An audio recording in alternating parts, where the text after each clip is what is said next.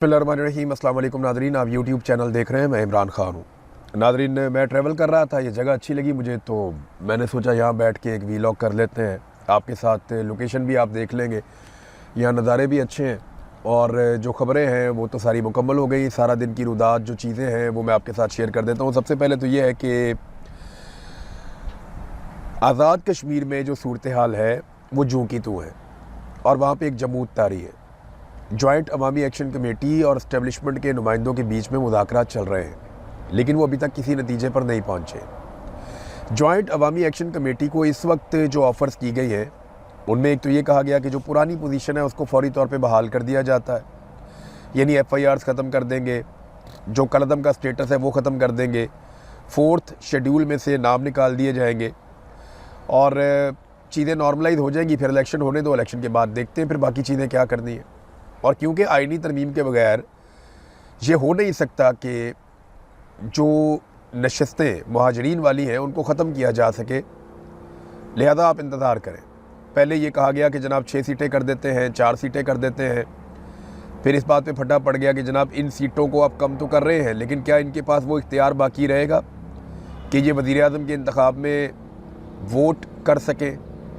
तो इस पर अभी बहस चल रही थी और अब मामला किसी और तरफ निकल गया, क्योंकि इलेक्शन बहुत करीब आ गया है। अब चंद दिन के बाद जो है वो इलेक्शन है, यानी 2 दिन के बाद इलेक्शन है आज़ाद कश्मीर में। जो पहला मरहला है वो होने वाला है इलेक्शन का।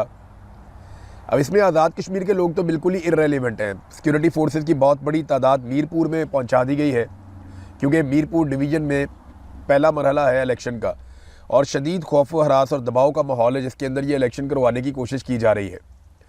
जब से पाकिस्तान बना है या आज़ाद कश्मीर आज़ाद हुआ है भारत के कंट्रोल से, तब से लेकर अब तक कभी भी ऐसा नहीं हुआ कि इलेक्शन इस माहौल में आज़ाद कश्मीर में हो रहा हो। इस मरतबा वाकई बहुत खौफ व हरास है और वहाँ पे इलेक्शन करवाने की कोशिश की जा रही है। कुछ मुतालबात ऐसे हैं आज़ाद कश्मीर के लोगों के, चले ये 2 चीज़ें आप कबूल कर लें और उसके बाद बाकी चीज़ें बाद में करते हैं, लेकिन ब्रिगेडियर फाइक को और IG जो वहाँ पर लगाए गए हैं, इन दोनों को हटाने का मुतालबा भी किया गया था कि जो सेक्टर कमांडर ब्रिगेडियर फाइक हैं, जिन्होंने इन सारे ऑपरेशंस को लीड किया, उन्हें आज़ाद कश्मीर से हटाया जाए और साथ में कहा गया कि IG को भी हटा दिया जाए। तो इन 2 लोगों को वहाँ से नहीं हटाया गया, ये मुतालबा तस्लीम नहीं किया गया, जिसके बाद शकूक व शुबहात बढ़ जाते हैं कि अगर ये इलेक्शन करवाने में कामयाब हो जाते हैं और अपनी मर्ज़ी की हुकूमत मुसल्लत कर देते हैं तो उसके बाद क्या होगा। अच्छा, जॉइंट अवामी एक्शन कमेटी को ये भी कहा जा रहा है कि आप लोगों को कहें कि वो निकल कर वोट डालें और आप अपने नुमाइंदे भी खड़े कर दें बेशक इलेक्शन में, क्योंकि एस्टेब्लिशमेंट को पूरा यकीन है कि अगर जॉइंट अवामी एक्शन कमेटी इलेक्शन में आ गई तो PTI भी आ जाएगी। और धांधली का तो पूरा बंदोबस्त किया गया है, फॉर्म 47 जारी करके PTI और जॉइंट अवामी एक्शन कमेटी को फारिग करेंगे और पीपल्स पार्टी और PMLN को एक मिली जुली सरकार वहाँ पे बनाकर दे देंगे दूसरी जमातों के साथ मिलाकर। इस्तेकाम पार्टी को भी जोड़ दिया गया है मुस्लिम कॉन्फ्रेंस के साथ, ताकि वो ज़्यादा बेहतर परफॉर्म कर सकें, उनकी सीटें जस्टिफाई हो सकें। तो ये मिलिट्री एस्टेब्लिशमेंट का सारा खेल है जो वहाँ पे खेल रही है। आज़ाद कश्मीर के जो वकला हैं, आज़ाद कश्मीर बार कौंसल, उन्हें बड़ी देर के बाद होश आई है। यानी वकला तो ओवरऑल पाकिस्तान में वकला में करंट ही ख़त्म हो गया है। जुडिशरी की जो हालत है, जो पाकिस्तान की अदलिया के साथ हो चुका है, वही आज़ाद कश्मीर में भी अदलिया के साथ हो रहा है। वकला वहाँ पर भी उतनी जिम्मेदारी ले रहे हैं जितनी पाकिस्तान में ले रहे हैं। अब आज़ाद कश्मीर की जो बार कौंसल है वो अब खड़ी हो गई और वो ये कह रहे हैं जनाब कि बड़ी ज़्यादती हुई है, इलेक्शन एक ही मरहले में होना चाहिए, ये 3-3 दफ़ा इलेक्शन करवा के अब ज़्यादती कर रहे हैं। देखिए, पूरे पाकिस्तान में जो इलेक्शन है वो एक दिन में हो जाता है, लेकिन आज़ाद कश्मीर के इलेक्शन को 3 मराहिल में करवाने का मकसद क्या है? वजह यह है कि वहाँ पे निज़ाम कंट्रोल में नहीं है, अवाम कंट्रोल में नहीं है और इस इलेक्शन के नतीजे में वो नताइज हासिल करने हैं जो एस्टेब्लिशमेंट चाहती है, तो फिर उनको मरहला वाइज करना पड़ेगा, एकदम वो कर नहीं पाएंगे। नाज़रीन, सबसे ज़्यादा जो मैं इंटरेस्टिंग चीज़ देख रहा हूँ ना, वो बिलावल के स्टेटमेंट है।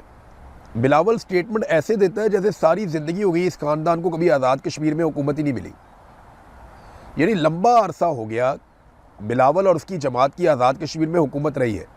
आज भी जो हुकूमत है आज़ाद कश्मीर में वो बिलावल की पॉलिटिकल पार्टी पीपल्स पार्टी की है, लेकिन वो तकारीर ऐसे करते हैं जैसे कि उन्हें कभी यहाँ मौका ही नहीं मिला।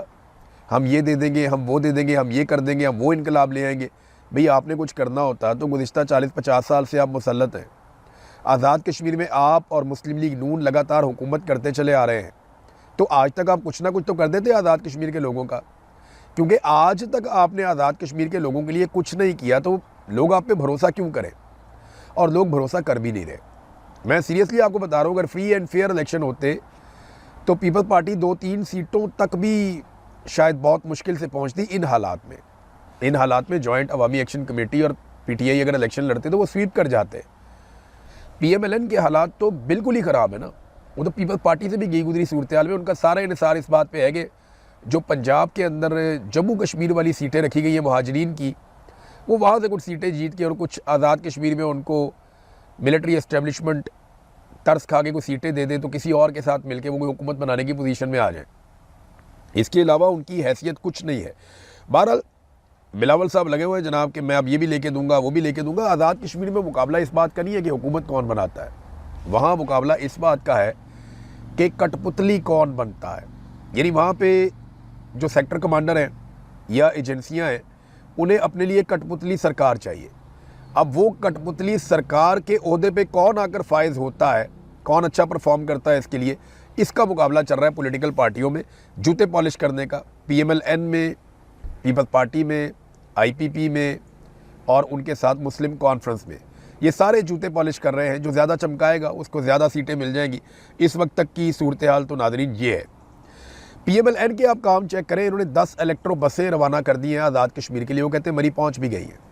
ये मुझे अच्छी तरह याद है, एक दिन ये सियालकोट वाला जो रोड है ना, इलेक्शन आने वाला था तो हमजा शहबाज ने कहा जी यहाँ पे फ़ौरन जो है बसें चलानी है, आज चलानी है, कल चलानी है, बस 1-2 दिन के अंदर चलानी है आपने। तब हमजा शहबाज के बाद इख्तियार था, तो यहाँ एक इलेक्शन होने जा रहा था। तो उन्होंने कहा जनाब कि अब कैसे बसें चला सकते हैं, खुदा का नाम लें, हम इस रोड के ऊपर, ये रोड ही तैयार नहीं है इस बस के लिए, और ये इस बस का ये रूट ही नहीं बनता। उसने कहा भाई बस चला दो, 1 दिन के लिए इलेक्शन के लिए चला दो, इलेक्शन के अगले दिन बेशक बंद कर देना, लेकिन फ़िलहाल को 10 दिन 5 दिन चला दो इसको। ये जनाब हमजा शहबाज के दफ्तर में जो बंदा काम करता था उसने मुझे बताया, उसने कहा सर ये इतना इलेक्शन के करीब आकर पागल हो जाते हैं कि इन्हें लगता है कि कोई भी चीज़ कहीं पे भी चलानी है ना, इनको अगर कोई ना सड़क के ऊपर जहाज़ चला दे वो भी चला देंगे किराए पे लेके कि इलेक्शन में हमें वोटें पड़ जाए किसी तरह। अब ये इन्होंने 10 बसें रवाना कर दी हैं, कोई इसकी फिजिबिलिटी नहीं बनाई गई, कोई इसकी बजटिंग नहीं हुई, कोई इसके तकनीकी तैयारियां नहीं की गई, बस बसें भिजवा दी, पहुँच रही जी कश्मीर, वहाँ पे चलेगी। ये तो बादशाहत वाला निज़ाम है ना, किसने ख़रीदी, किसके लिए ख़रीदी, कहाँ से निकाली गई, कहाँ भिजवाई गई, किसकी मलकियत थी, कहाँ पे जाकर चलेंगी, वहाँ चलाने वाला कौन होगा, इसके ऑपरेटर्स कौन होंगे, इसके ड्राइवर जो हैं वो यहाँ पंजाब के हैं, आज़ाद कश्मीर के लोगों को ट्रेनिंग, ये तो लंबा प्रोसीजर होता है। ये तो बादशाहत है, यहाँ से उठाई वहाँ पहुँचा दी। ये क्या तरीका है कि यहाँ से बसें उठाई वहाँ पहुँचा दी, और इलेक्शन कमीशन जो है वो इसका कोई नोटिस ही नहीं ले रहा। एक पॉलिटिकल पार्टी इस वक्त इलेक्शन लड़ रही है आज़ाद कश्मीर में, और वही पॉलिटिकल पार्टी बसें भिजवा रही है आज़ाद कश्मीर में कि जनाब ये बसें वहाँ पे चलाएं। तो ये तो वो सरकारी पैसे से, ये किसी के बाप का पैसा तो नहीं है। मरियम नवाज़ को रायवंड के अकाउंटों से निकाल के तो नहीं लाई ना ये हुसैन नवाज़ की बसें हैं, ना हसन नवाज़ की बसें हैं, ना नवाज शरीफ इनका मालिक है। तो नवाज शरीफ ने जाके ऐलान कर दिया, मरियम नवाज़ ने कहा ओके, वहाँ डांस करके दिखा दिया बाबा जी ने, उसके बाद इन्होंने कहा जनाब बसें जा रही हैं। यार ये तो अवाम की बसें हैं ना, तो अवाम के माल को ऐसे खर्च करते हैं ये बादशाह बन के अपने ज़ाती मफाद के लिए, कि कोई बादशाह भी शायद ऐसे अवाम का पैसा नहीं लुटाता होगा। इमरान खान साहब की बहन उस्मा खानम ने कुछ स्टेटमेंट दिया, वो बहुत इंपॉर्टेंट है। उनके पास मुकदमा एक के बाद होते जा रहे हैं बहनों के ऊपर, उनके ऊपर वो डीजी खान वाला मुकदमा था, तो उसकी वो सुनवाई थी, तो वहाँ पे उन्होंने बातचीत की। उन्होंने कहा जी कि इमरान खान इस बात को जानते थे कि उन्हें कैद तन्हाई में डाल दिया जाएगा, उन्हें इस बात का अंदाज़ा था, इसलिए उन्होंने बहुत सारे अहकामात और पैगामात दिए थे। हमने वो तमाम पैगामात, चाहे वो एलानिया थे चाहे वो खुफिया थे, वो दोनों तरह के पैगामात हमने पार्टी तक और आवाम तक पहुँचा दिए। अब ये पीटीआई पे मुनहसर है कि उन्होंने क्या करना है। जेल से किसी भी किस्म के पैगाम की इस वक्त ज़रूरत नहीं है। आपको जो भी इंस्ट्रक्शन चाहिए थी इमरान खान से, वो इमरान खान दे चुके हैं, लिहाजा उस पर अमल दरामद करने का वक्त है, ये इमरान खान की बहन ने कहा, और ये पीटीआई पे मुनहसर है। और हम हर चीज़ बता भी चुके हैं। हमने तो ये भी दरख्वास्त भी की कि इमरान खान साहब का जो ट्विटर अकाउंट है वहाँ पे उनके पैगामात दोबारा चलाए जाएँ। जिस पे ये नहीं किया गया तो हमारी दरख्वास्त है पाकिस्तान तहरीक-ए-इंसाफ के कारकुनों से, उन्होंने कहा कि वो इमरान खान साहब के जो पुराने बयानात हैं जो उन्होंने दिए थे उस दौर में, वो निकाल कर चलाएँ।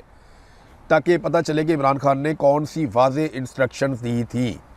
बहरहाल तहरीक इंसाफ ने पेशावर में जलसा करने का फ़ैसला किया, तो क्या इस जलसे के बाद वो एक तहरीक का आगाज़ कर पाएंगे? देखिए, मार्जिन ही बहुत थोड़ा रह गया सुहेल अफरीदी के पास। सुहेल अफरीदी के पास बहुत बड़ा मौका था कि वो लाखों नौजवानों की एक तगड़ी तंजीम साजी करते, नौजवानों को इकट्ठा करते, गली गली मोहल्ले मोहल्ले वो भेजते अपने लोगों को, ख़ुद भी वक्तन फ़वक्तन जाते, एक पूरी स्ट्रीट मूवमेंट का एक स्ट्रक्चर खड़ा करते। उन्हें पता होता कि मैं कब आवाज़ दूंगा तो किस शहर से कितने लोग निकलेंगे, किस शहर से कितने लोग निकलेंगे, कितनी बड़ी तादाद में लोग निकल कर बाहर आएंगे। उनको इस बात का आइडिया होना चाहिए था कि मैं 10 लाख, 15 लाख, 22 लाख, 25 लाख कितने लोग मैं इकट्ठे कर सकता हूँ। और पाकिस्तान तहरीक इंसाफ के लिए नौजवानों को इकट्ठा करना कोई प्रॉब्लम नहीं था। उस वक्त उम्मीद भी बहुत थी जब सुहेल अफरीदी नए नए आए थे, लेकिन उस उम्मीद को सुहेल अफरीदी साहब ने कुछ ऐसी पॉलिसीज़ पे अमल किया कि मायूसी में बदल दिया। लेकिन अभी भी सारा कुछ कभी भी ज़ाया नहीं होता। आपके पास हमेशा एक मौका होता है कि आप निकलें और निकल के साबित करें अपने आप को। तो सुहेल अफरीदी अब ये जलसा करने जा रहे हैं पेशावर के एक स्टेडियम में, तो क्या यहाँ से एक तहरीक शुरू हो सकती है? जी बिल्कुल हो सकती है। और कहा भी ये जा रहा है कि शायद वो लॉन्ग मार्च का ऐलान करेंगे, वो तारीख देंगे, फ़लानी तारीख को हम लॉन्ग मार्च में आएंगे या लोग तैयारी पकड़े हमने निकलना है। हो सकता है कि सुहेल अफरीदी ये भी कह दे, हो सकता है वो कोई डेडलाइन दे दे। इस बारे में खबरें आ रही हैं, लेकिन क्या ये अब तहरीक खड़ी कर पाएंगे? बहुत मुश्किल मुझे दिखाई देता है। कि माजी में तो मैंने यही देखा है कि बड़े बड़े दावों के साथ एक जलसा होता है और जलसा ख़त्म होता है, लोग घरों को जाते हैं और उसके बाद फिर अगली तारीख दे दी जाती है। देखिए, तहरीक चलाने के लिए ना तारीख़ों की ज़रूरत नहीं होती, हालात ऐसे होते हैं कि तहरीकें चलती हैं। हालात तो बने हुए हैं तहरीक चलाने वाले। जो हालात इंडिया में हैं, जेनज़ी वहाँ पे निकल आई है, उससे बहुत बुरे हालात पाकिस्तान में हैं। तहरीक चलाने के लिए लवाजमात तो पूरे हैं। किसान रुल गया। अभी 10 लाख टन गंदम इन्होंने फ़ैसला किया वफाकी हुकूमत ने कि ये मंगवाने जा रहे हैं बैरून मुल्क से फ़ौरी तौर पे। ये कहाँ से मंगवाएंगे? यूक्रेन से ले लेंगे, अमेरिका भी खुश हो जाएगा। रशिया से शायद नहीं ले पाएंगे क्योंकि अमेरिका उतना खुश नहीं होगा। हो सकता है ये गंदम अमेरिका से ही मांग लें, वही इसके अंदर बीच में कंट्रीब्यूट कर दें। तो 10 लाख टन गंदम इनको फ़ौरी तौर पे चाहिए। और ये वो मुल्क है जो ज़रई मुल्क है। किसी भी हुकूमत में कोई भी हुक्मरान हो, कभी भी हमें गंदम अगर बाहर से मंगवानी पड़े तो ये डूब मरने का मुकाम है। कि एक ज़रई मुल्क के अंदर जहाँ पे बेहतरीन माहौल है, किसी किस्म की कोई आफत भी नहीं आई इस साल, कोई तबाही भी नहीं हुई, कोई तूफ़ान भी नहीं आए, इसके बावजूद आप गंदम का 10 लाख टन फ़ौरी तौर पे मंगवा रहे हैं। आपको फ्यूचर में और भी मंगवानी पड़ेगी। ये हालात होंगे अभी, क्योंकि डिमांड हमारी ज़्यादा है और गवर्नमेंट की पॉलिसी इतनी बुरी है कि आपने अपनी मईशत को तबाह कर दिया, ख़ास तौर पे अपनी ज़राअत को। किसान बिल्कुल खुश नहीं है। ना किसान के साथ खड़ी हो पाई पीटीआई अपोजिशन के तौर पे, ना मज़दूर के साथ, ना किसी गरीब के साथ, ना तालिब इल्म के साथ, ना नौजवान के साथ, ना बिजली के बिलों के ख़िलाफ़, ना गैस के बिलों के ख़िलाफ़, ना ये खड़े हो पाए पेट्रोल की बढ़ती हुई कीमतों के ख़िलाफ़। तो इन्होंने तो किसी किस्म का कोई पब्लिक का हाथ ही नहीं पकड़ा। इन्होंने जब भी कभी मुश्किल या मुसीबत आई तो पब्लिक के साथ खड़े होना चाहिए था। ये कभी पब्लिक के साथ खड़े ही नहीं हुए। इन्होंने पब्लिक की बात ही नहीं सुनी और पब्लिक को ये कहते हैं कि वो निकलते नहीं हैं, वो हमारे पीछे नहीं आते, वो हमारे साथ खड़े नहीं होते। तो फिर आप कैसे उनसे इस किस्म के शिकवे और गिले कर सकते हैं? भारत में जो जेनज़ी है उसके पीछे अब भारत में कुछ लोग बोलना शुरू हो गए कि पाकिस्तान का हाथ है। खुदा का नाम ले यार, हम अपने बखेड़े हमसे नहीं संभाले जा रहे। बलूचिस्तान हमारा जल रहा है, कबायली इलाकों में आग लगी हुई है, रोज़ाना हमारे ऊपर खुद कुछ धमाके हो रहे हैं, पैसे हम पूरी दुनिया से मांग रहे हैं। यूएई के पैसे हमने वापस करने थे, सऊदी अरब से उधार लेके वापस किए। अभी 10 अरब डॉलर हमने अमेरिका से मांगे। हम इन्वेस्टमेंट करेंगे भारत के अंदर और हम ये चलाएंगे भारत के अंदर तहरीक। सवाल ही पैदा नहीं होता भारत के अंदर हम तहरीक चलाएं। हमारी सरकार की तो इतनी हैसियत नहीं है कि वो अपने लिए थोड़ा सा आवाम को कायल कर ले या कुछ कर पाए। हमारी सरकार पाकिस्तान के अंदर 10,000 बंदे का इज्तिमा नहीं कर सकती। आप कह रहे हैं इंडिया के अंदर वो इज्तिमा करवा रहे हैं बहुत बड़े बड़े, तो ये जेनज़ी के पीछे पाकिस्तान है। तो ये सब झूठ है। ये ना दोनों मुल्कों की जो एस्टेब्लिशमेंट और हुकूमत है ना, ये जब भी कोई बोंगी मारते हैं ना या अपनी नालायकी और नकम्मेपन को छुपाते हैं तो ये दूसरे मुल्क के पीछे छुपा देते हैं। पाकिस्तान में ज़रा कुछ हो जाए, फितनतुल हिंदुस्तान, भारत इसके पीछे है, पाकिस्तान का दुश्मन मुल्क भारत इसके पीछे है, अपनी नाअहली के ऊपर बात नहीं करते। इसी तरह भारत में ज़रा कुछ हो जाए वो उठा के पाकिस्तान पर डाल देते हैं। तो यहाँ पे ना इन्होंने एक अच्छा वतीरा पकड़ा हुआ है कि तुम मेरी बुराई कर देना, मैं तुम्हारी बुराई कर दूंगा, मेरे लोग भी मुतमईन हो जाएंगे, तुम्हारे लोग भी मुतमईन हो जाएंगे। तो तरीका वारदात तो ये है। इमरान खान की हम बात कर रहे थे, तहरीक की बात कर रहे थे, तो तहरीक जो है वो तारीखों की मोहताज नहीं होती। हालात ऐसे बन जाते हैं कि तहरीक चल पड़ती है। हालात तो बने हुए हैं। क्या तहरीक इंसाफ चला पाएगी? अब तक का ट्रैक रिकॉर्ड कहता है कि मुश्किल है। लेकिन मायूसी तो बिल्कुल भी नहीं होनी चाहिए। कभी कभी आपको थोड़ी सी उम्मीद रखनी चाहिए कि शायद कोई तहरीक चले और ह्यूमन राइट्स के लिए आवाज़ उठाई जाए। सुप्रीम कोर्ट ने एक बड़ा अजीब काम कर दिया। जब ऐसे काम होते हैं ना तो फिर और ज़्यादा अदलिया से मायूसी होती है। सुप्रीम कोर्ट का एक बेंच बना था 3 रुकनी, जस्टिस मोहम्मद अली मदर साहब, इनकी सरबराही में। ये 3 रुकनी बेंच ने फैसला ये दिया है कि नैब के जो केसेस हैं इनके ऊपर जब ये सुप्रीम कोर्ट में केसेस आएंगे ना ज़मानत के लिए, तो ये सुप्रीम कोर्ट ऑफ पाकिस्तान नहीं सुनेगी बल्कि आईनी अदालत सुनेगी, वफाकी आईनी अदालत ये केस सुनेगी। अब आईनी अदालत में सारे जजेस अपनी मर्जी के मिलिट्री एस्टेब्लिशमेंट ने बिठाए हुए हैं। उन्हें तो अगर कोई छोटा मोटा फौजी ऑफिसर भी फैसला लिख कर ला कर दे दे तो वो पढ़ के सुना देंगे। आईनी अदालत की औकात इतनी है और वो दिखाई भी देती है। जिस तरह उन्होंने मखसूस नशिस्तों का मामला किया, जिस तरह उन्होंने फौजी अदालतों का मामला किया कि सिविलियन को वो सज़ा दे सकती है, तो वो आईनी अदालत कुछ भी कर सकती है। अब ये फैसला जस्टिस मोहम्मद अली मदर साहब ने 3 रुकनी बेंच ने फैसला क्यों दिया? देखिए, ये फैसला इमरान खान से जान छुड़ाने के लिए कि इमरान खान का केस सुप्रीम कोर्ट में आए ही ना, क्योंकि अल्टीमेटली इमरान खान का case supreme court of Pakistan में आना था, लेकिन उसको आईनी अदालत में भेजा जाएगा। ये नैब के केसेस की अपीलें अब आईनी अदालत में ज़मानत के मामला जाएंगे। इस्लामाबाद हाई कोर्ट ने यह तय कर दिया है कि उन्होंने इमरान खान को और बुशरा बीबी को सज़ा देनी ही देनी है। अब जो मर्जी कर लें, उन्होंने सज़ा देनी ही देनी है, क्योंकि अदलिया को कंप्रोमाइज़ किया गया है। बाहर से जजेस ला के इसीलिए बिठाए गए हैं ताकि जितना हो सके उनको सज़ा दी जा सके। उन्हें सज़ा दी जाएगी जब वो ज़मानत के लिए आएंगे सुप्रीम कोर्ट में, तो सुप्रीम कोर्ट कहेगी हमारा फैसला मौजूद है, ये मामला आप आईनी अदालत में ले जाएं। अब आईनी अदालत पाकिस्तान की मिलिट्री एस्टेब्लिशमेंट ने बनाई ही इसलिए है कि वो अपने काम करवा सके। तो वो आईनी अदालत इमरान खान और बुशरा बीबी को कभी भी ज़मानत नहीं देगी, बल्कि जो आसिम मुनीर साहब चाहेंगे वो मामला बिल्कुल वैसे ही कर देंगे, बिल्कुल वैसे कर देंगे।